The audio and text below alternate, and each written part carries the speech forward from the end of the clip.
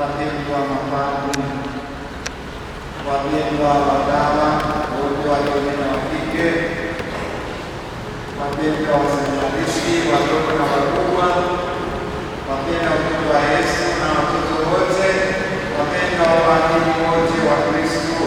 Tumsifu Yesu Kristo. Haleluya.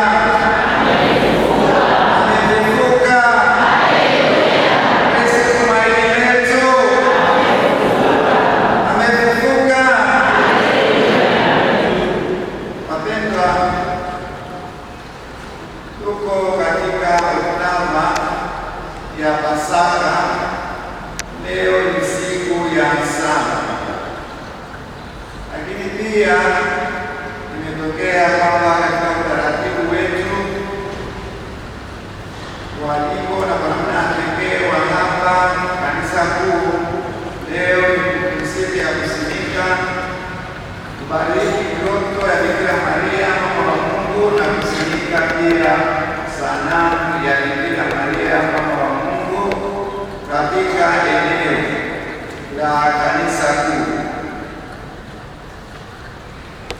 Leo tunabariki na kusimika rasmi sanamu ya Bikira Maria mama wa Mungu tukiwa katika oktava.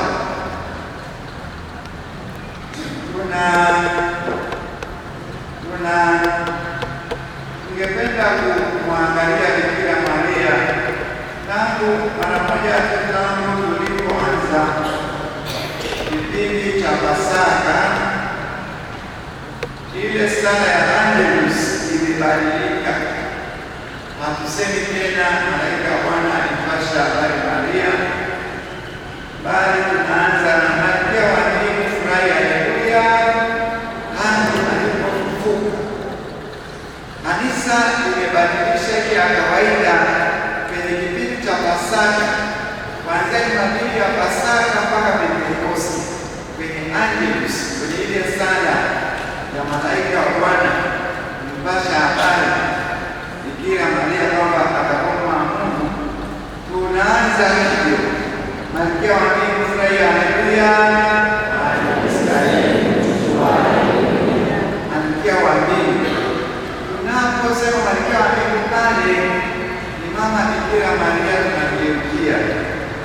tunamgeukia yeye. Mama Bikira Maria pamoja na kumzaa Bwana Yesu alimfuata Yesu kiaminifu katika njia ile ya mateso, na hata chini ya msalaba alikuwepo. Chini ya msalaba Bwana Yesu kwa mateso, alipo katika mateso makali, dakika chache kabla hajakata roho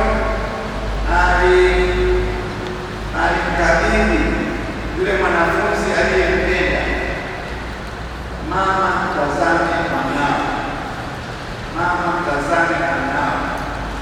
Alafu akamgeukia yule mwanafunzi aliyependwa na yeye, ambaye kanisa linamwita Yohane Petro, Yohane Mtume, akamwambia mtazama mama yako. Sasa pale wataalamu wa maandiko watakatifu wanatuambia Yesu analikabidhi kanisa kwa mama yake.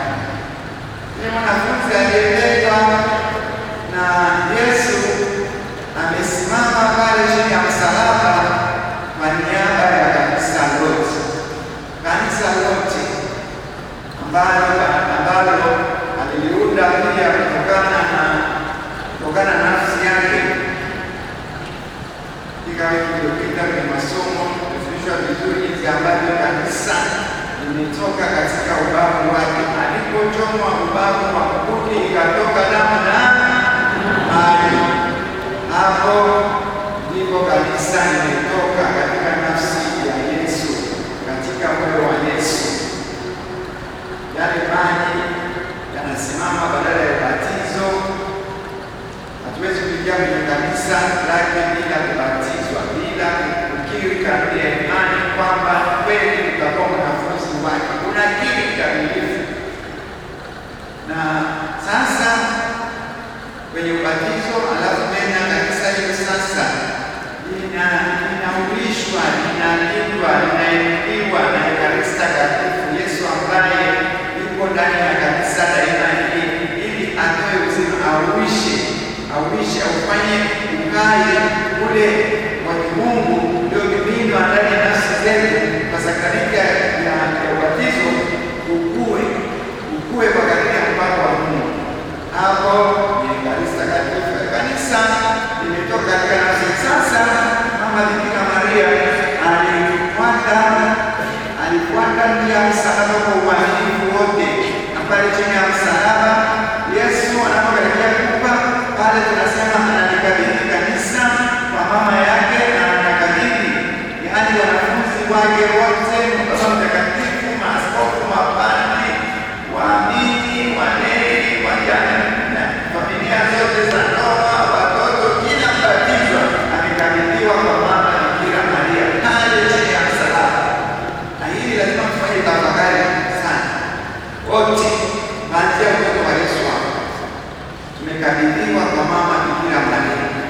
Kanisa limekabidhiwa huko, lakini tena linakuja kutazame mama yake wote, tazame mama, tazama mama, kuwa na mahusiano ya pekee na mama. Tangu akakulewe mwanafunzi akachukua Mama Bikira Maria nyumbani kwake, maana yake katika lugha ya Kiinjili, lugha ya maandiko, akaanza mahusiano ya karibu sana na yeye, mahusiano matakatifu, mahusiano ya kiroho yaliyokuwa na nguvu sana, hivi kwamba ni kama mtu anapomchukua mtu anapenda naye nyumbani na kwa wenzake, akamfanya awe wake.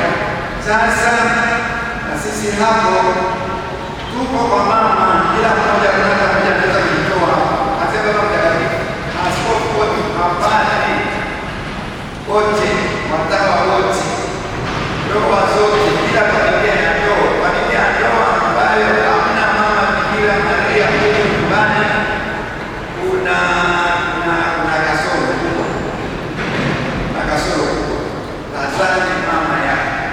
Tazame mama yake, yaani pale tunawakilishwa sisi, kila nafsi inawakilishwa, kila jamii inawakilishwa, na kanisa lote linawakilishwa pale. Tazama mama yake. Sasa tunapoona kwamba kanisa kipindi hiki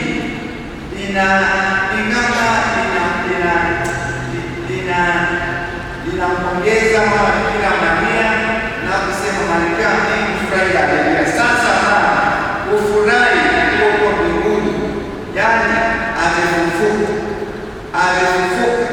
hakubaki kaburini, amefufuka yuko kuume kwa Baba. Kwa hivi amepata na wewe umepata mama. Hongera, pongeza Mama Bikira Maria.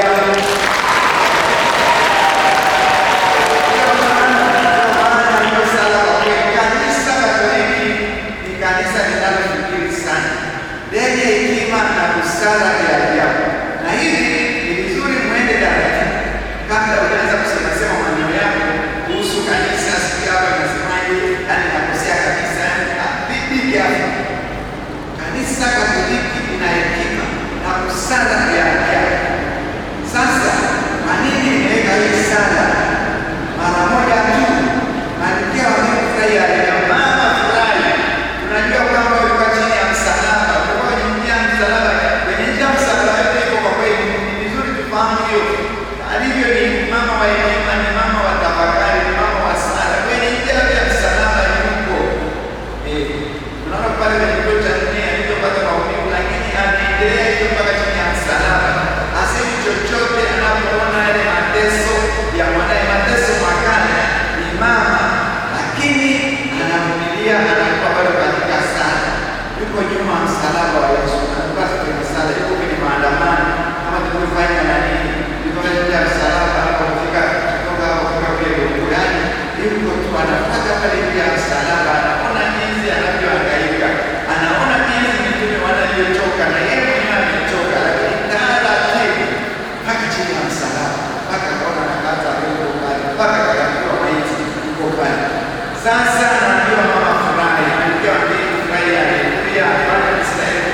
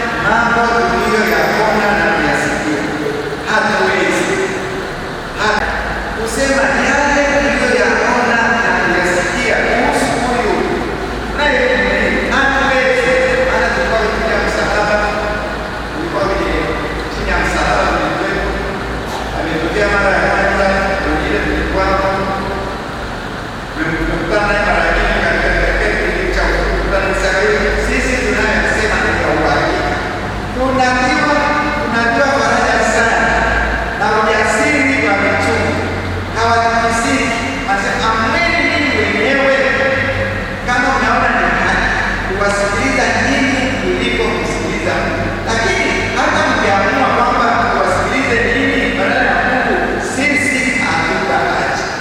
Ni lazima tu tuendelee, tuko pale pale, lazima tuendelee kuyasema, kuyahubiri mambo tuliyoyaona na kuyasikia tukiwa katika Injili ya msalaba. Ndio tuambia Yesu naye ambaye tunaona katika wakati. Sasa mimi nimeona, najua kila mmoja tunapita mama wa kanisa, ni wapi katika maandiko matakatifu tuna barua au tunajishika kuweza kusema Bikira Maria ni mama wa kanisa na kila Bikira Maria kanisa linalinda. Ni wapi? Tunaenda kwenye kitabu cha Matendo ya Mitume sura ya 1 mstari wa 14 mpaka 14. Yesu amekwisha kufufuka, amekaa nao na akaambiwa anakaa, akamwangalia anaishia kule, basi wakaenda, anaongozwa bila shaka na Mungu waende kusali. Wakaenda mlimani, kaenda kwenye mlima Mzeituni huko hapa chumba cha Mungu, kwenda kusali. Nani walikuwa kule? Wa kwanza Bikira Maria, wa pili mitume na wanafunzi kadha wa kadha. Wakakaa kule siku 9 wakisali. Walikuwa wameshaangazwa na kuendelea sana ili kanisa lianze kufufuka hiyo katete, lakini sio kufufuka, kuna kanisa lianze. Sasa wameenda kule juu. Wa kwanza ni mama Bikira Maria, wa pili mitume wale 12, maana yule alikuwa ameshachukua kile. Alafu na wale wakasema na wanafunzi kadha wa kadha walikuwa kule juu.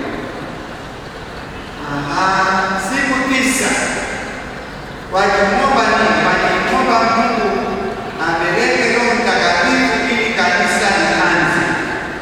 Bikira Maria yuko kule ndani ya mitume kwa siku 9.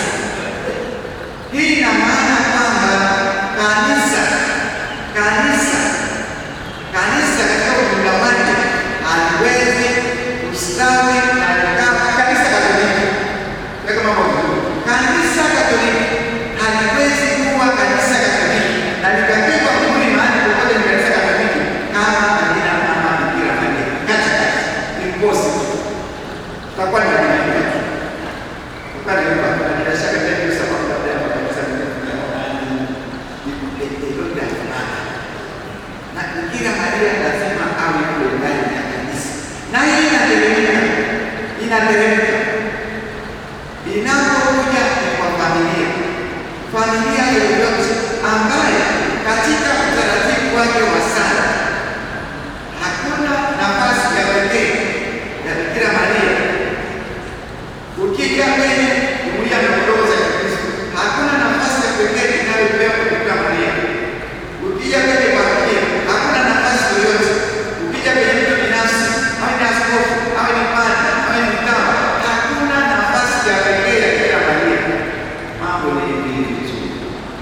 Hakuna stability. There is no stability. Yaani hivi leo kesho, kwa sababu hawajaweka mama katikati ya nafsi. Kwenye sala zao hakuna mahali ambapo mama ameshika nafasi ya pekee. Kwenye jumuiya wale wanamwambia mama anapewa nafasi ya pekee. Jumuiya ndogo za kimwili. Kwa hiyo ni vizuri tuelewe hili. Kwenye kanisa Katoliki haliwezi kuwa sawasawa kama halina Bikira Maria kule ndani. Na hii tunaiona hapo kwenye maandiko matakatifu iko wazi. Kwenye Matendo ya Mitume wanapoenda kusali kanisa lianze, Bikira Maria yuko kule ndani. Na hii ndio novena ya kwanza. Kwenye kitengo cha ibada na hiyo tunauza watoto. Novena ya kwanza katika kanisa Katoliki ni ipi? Wanahangaika siku na nini magashia na nini kila kitu magashia. Ameshaanza waombe kabla. Mambo mazito ameshaanza kabla. Ni ile ya Pentekoste. Mama Bikira Maria ni mtume na wanafunzi kadha wa kadha. Wanamwomba Mungu amimine Roho Mtakatifu awaimarishe mitume ili kanisa lianze.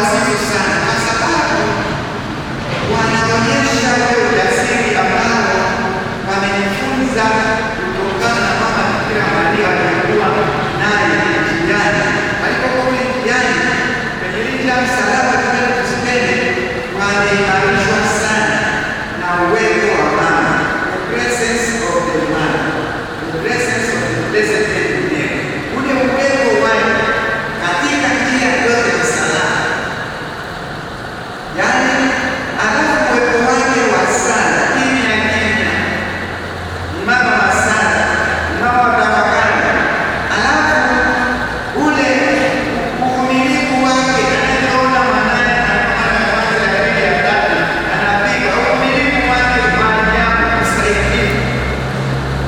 Hapa nasema mitume wameimarishwa sana au wamelelewa sana na mama Bikira Maria katika msalaba.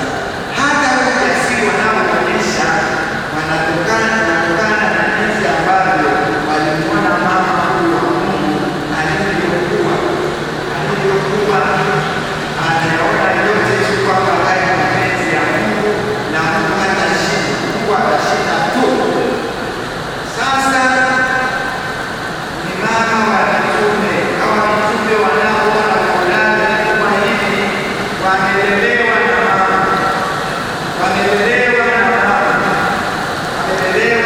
na uwepo wa mama ule ndani. Ule uwepo wa mama nyumbani ni maana sana, uwepo tu ambao ni uwepo ambao hauna ule uwepo wa mama ule nyumbani.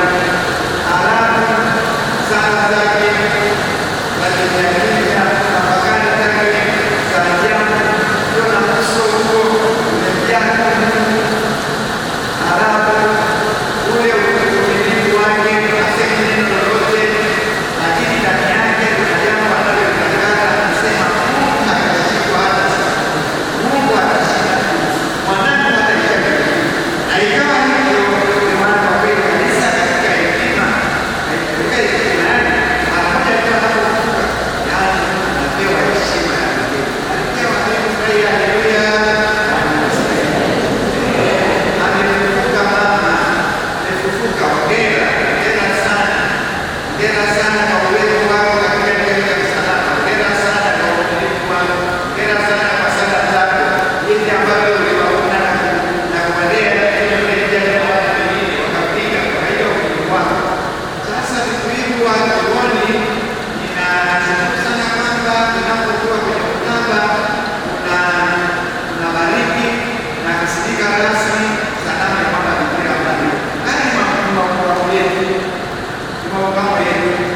Ninawashukuru sana ni waamini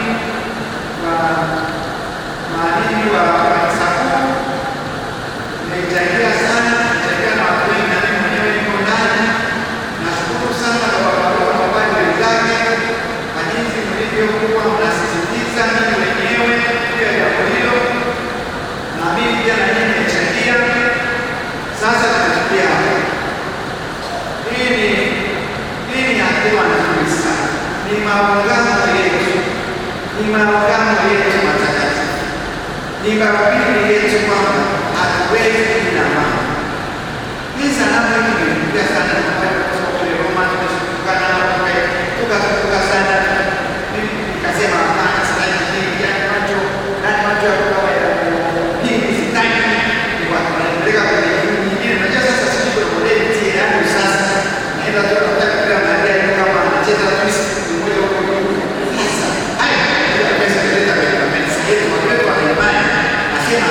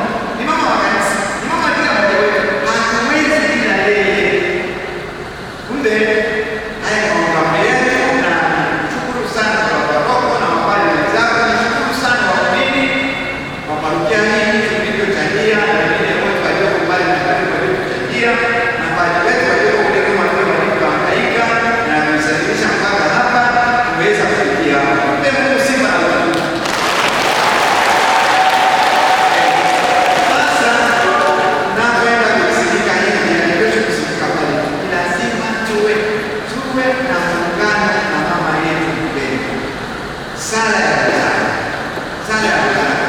Sasa ninyi Wakristo wa jimbo Katoliki Moshi, naanza kufikiri msipoenda mbinguni mtapata shida sana. Wewe umepatiwa tani kuja pale na bila sababu ya kanisa, unakuja Bikira Maria, unakuja kanisa kunamba ambapo ndio mtakatifu anaandaliwa. Unapenda kwenda kwa pale kuadhimisha wewe Kristo kwa jimbo hili la Moshi, kwa parokia ya Kristo Mfalme. Usipopenda mbinguni, mimi nikikuta huko unahangaika huko, mimi napanda naenda huko sasa kupata mahali sio. Mimi nikikuta na kupata alafu kwa hapo chini na ninasema pongeza kidogo. Kwa sababu alikuwa na kila zawadi. Nimebarikiwa sana kwa umini wa jimbo Katoliki Moshi kwa Mungu. Lakini kwa namna ya pekee hapa siku za habari za Mungu wetu anasema sana. Mtakatifu Yosefu anasema sana kwenye maisha yetu. Ni mfano unaokaa kwa maisha ya Kristo. Ukija sasa na kupea Mungu, wewe tena kwa Yesu yuko tu. Haongei usiku mzima, yuko na sisi. Wewe hapa kuna zawadi ya ajabu. Hapa kuna zawadi ya ajabu. Tunamshukuru Mungu na tunawaomba sana tutumie zawadi hizi kwa ajili ya wokovu wetu, pia kwa ajili ya wokovu wa watoto wetu, ndugu zetu na dada zetu. Kwenye hivi vituo vya sala tunapokea kwenye hizi ndoto za sala, tusali sana kwa ajili ya wokovu wetu, lakini pia kwa familia zetu, kwa ndugu zetu, majirani zetu na watoto wanaotakaswa huko toharani. Tusifanye kwamba tunakaa tunakita tusali, hata kama unataka kusali dozani, sema tu mama anakupenda, mama alikuwa anakupenda, yeye mama kweli, mama mimi nakupenda, na mama ndio mama yako anakusaidia wewe, nakupenda. Yaani usipite hivi, yaani kabisa kama wewe usipite hivi, yaani unasema na jinsi ambavyo unafikia kwa bali neema ya Mungu sana, naomba nisaidie sio karibu na wewe, unajua kwamba wewe mama anakupenda, usipite hivi. Kwa Mtakatifu Yosefu usipite, bali kwa Yesu katika kanisa usipite tu. Hivi ni vitu vya Mungu wetu. Basi atuombee kwa hali katika hali. Tumsifu Yesu Kristo.